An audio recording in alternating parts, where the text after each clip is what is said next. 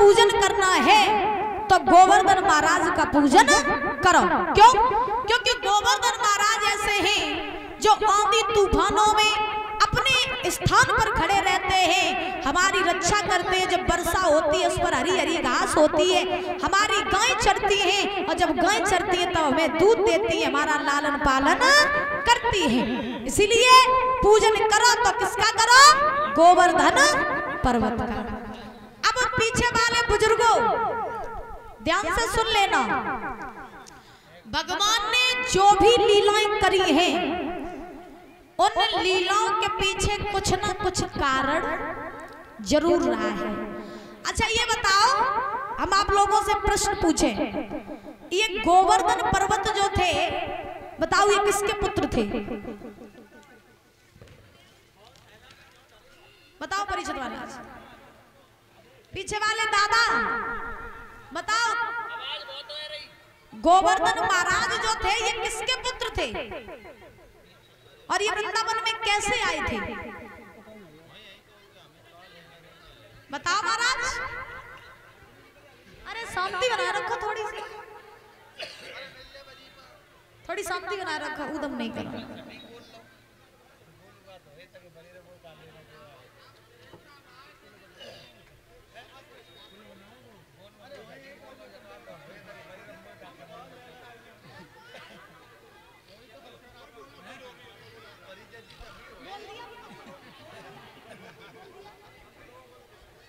और ये कैप्टन शिवराज सिंह यादव, ये दादाजी कलश वाली कन्याओं को एक एक टिफिन और 11-11 मुद्राओं से सम्मानित कर रहे हैं। समस्त संत समाज को भी सम्मानित कर रहे हैं। परीक्षित महाराज, यज्ञपति महाराज को सम्मानित कर रहे हैं। मुझे एक माला पहना करके और 100 रुपए देकर सम्मानित कर रहे हैं, और हमारे समस्त स्टाफ को भी सम्मानित कर रहे हैं। बहुत बहुत धन्यवाद है।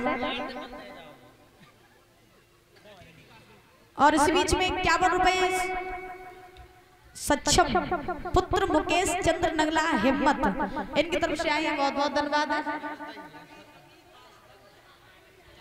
और लकी और अकी ये 50-50 रुपए देकर के सम्मानित कर रहे हैं, बहुत बहुत धन्यवाद है। कासगंज से भैया जी आए हुए हैं, भगवान सुख शांति प्रदान करते हैं, धन के भंडार भरे रहे। पीछे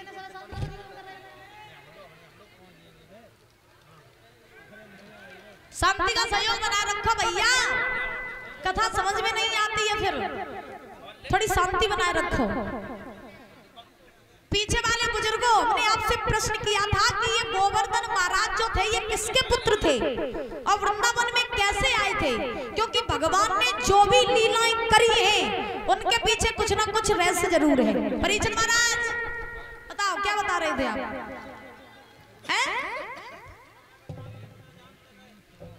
बता रहे थे तुम कुछ,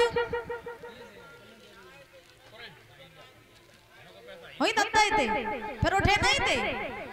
अच्छा तो अब सुनो, आप लोगों की हम शंका दूर कर दें, क्योंकि बहुत से लोगों के मन में शंकाएं हो जाती हैं।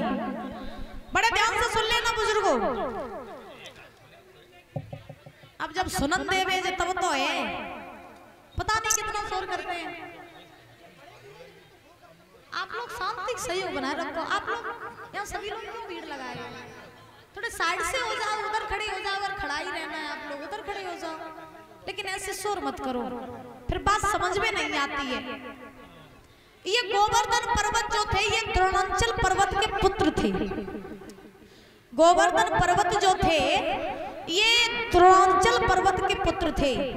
हाँ, द्रोणांचल पर्वत के पुत्र थे गोवर्धन। और इन गोवर्धन महाराज को महाराज वृंदावन में पुलस्त ऋषि लेकर के आए थे। और जब दादा पुलस्त ऋषि लेकर के आए थे तो गोवर्धन महाराज फिर वृंदावन में ही रह गए, फिर वहां से उठे नहीं। क्यों? क्योंकि गोवर्धन महाराज जानते थे कि भगवान कृष्ण यहाँ अवतार लेकर के आएंगे और भगवान यहाँ पर अपनी लीलाएं दिखाएंगे। इसीलिए गोवर्धन महाराज को द्रोणांचल महाराज के पुत्र थे गोवर्धन महाराज, पुलस्त ऋषि गोवर्धन को लेकर के आए थे वृंदावन में। और अब एक शंका वाली बात यह भी है कि भगवान कन्हैया ने गोवर्धन महाराज का पूजन क्यों कराया था, एक ये भी शंका वाली बात है।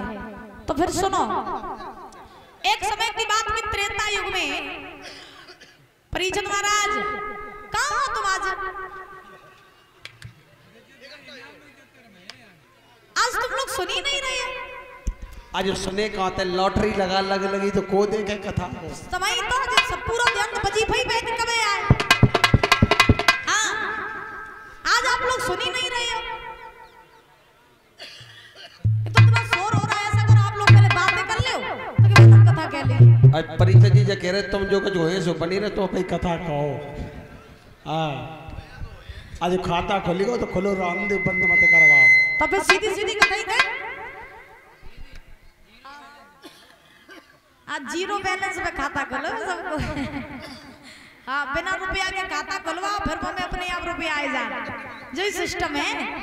अच्छा तो सुनो, कहा जाता है कि गोवर्धन महाराज की भगवान ने पूजा क्यों कराई। तो भगवान ने गोवर्धन महाराज की पूजा इसलिए कराई क्योंकि महाराज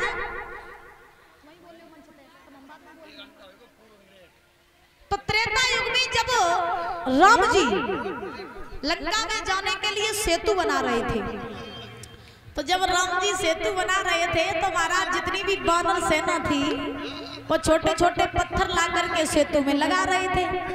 और परीक्षित महाराज जब सेतु में पत्थर लगा रहे थे तो हनुमान जी चले। तो हनुमान जी को और तो कछु नहीं दिखाई दो, हनुमान जी ने जो गोवर्धन पर्वत ही उठाए लो। अब गोवर्धन पर्वत उठाए हनुमान जी चलने लगे। और जब हनुमान जी चलने लगे तब तक सेतु पूरा बन चुका था। तो तब तक राम जी का आदेश आ गया, हनुमान तुम जो कुछ भी पर्वत ला रहे हो या पत्थर ला रहे हो वो तुम वहीं रख दो क्योंकि सेतु पूरा बन चुका है। तो हनुमान जी वही गोवर्धन पर्वत वहीं रखने लगे। और जब वहीं पर रखने लगे तो गोवर्धन पर्वत रोने लगे।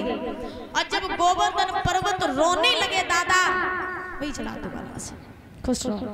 तो गोवर्धन पर्वत जब रोने लगे तो हनुमान जी बोले रोए काहे को रहे हो। तो गोवर्धन पर्वत ने कहा रोए तो हम जासो रहे हैं कि हम अगर सेतु में लग जाते तो प्रभु श्री राम के चरण मेरे ऊपर पड़ जाते तो मेरे भाग खुल जाते, लेकिन मेरा तो भाग्य ऐसा है ही नहीं जो प्रभु श्री राम के चरण मेरे ऊपर पड़ जाए। तो खबर पहुंचाई हनुमान जी ने राम के पास में कि पर्वत रो रहा है। तो राम जी ने तब वरदान दिया गोवर्धन पर्वत को कि सुनो, त्रेता युग में अगर तुम मेरी सेवा में नहीं लग पाए कोई बात नहीं, लेकिन द्वापर जब आएगा तब मैं कृष्ण का अवतार धारण करूंगा। तब मैं अवतार लेकर के पृथ्वी पर द्वापर युग में आऊंगा, तब मैं तुम्हारी पूजा भी कराऊंगा और तुमको मैं अपने ऊपर धारण करूंगा। और अगर त्रेता युग में तुम मेरी सेवा में लग जाते तो तुम नीचे होते और हम ऊपर होते, लेकिन जब द्वापर आएगा तो उसका उल्टा होगा, मैं तुम्हारी पूजा द्वापर युग में कराऊंगा और जब मैं तुमको धारण करूंगा तब हम नीचे होंगे और तुम ऊपर होंगे। इसीलिए महाराज भगवान कन्हैया ने गोवर्धन महाराज की पूजा कराई। बोली गोविंद भगवान की। भगवान कन्हैया ने बाबा नंद से कहा बाबा पूजन करना है तो गोवर्धन महाराज का करो। तो बाबा नंद ने और सारे वृंदावन वासियों ने महाराज भगवान कन्हैया की बात मान ली। तो वृंदावन वासी बोले लाला मैं तेरी बात तो मान ली, गोवर्धन पर्वत को पूजन कर दिए, लेकिन अगर इंद्र नाराज हो गए फिर। भगवान बोले चिंता न करो, इंद्र को तो हम बाद में देख लिए। तो आज सारे वृंदावन वासी पूजन करने के लिए तैयार हुए। जो सुंदर सुंदर पकवान बनाए थे वो सारे पकवान लेकर के आज बड़े ही आनंद से वृंदावन वासी गोवर्धन महाराज का पूजन करने के लिए जाने लगे। 51 रुपए चिराग सनो प्रवीण कुमार नगला हिम्मत से इनकी तरफ से बहुत बहुत धन्यवाद है।